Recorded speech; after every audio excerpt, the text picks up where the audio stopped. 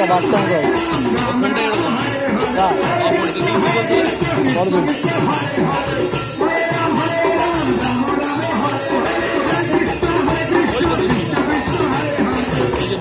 হ্যাঁ ওই যে দেখ গলায় মালা হবে তো ওরা আমাদেরকে চিনতে পারবে না ভুলে গেছে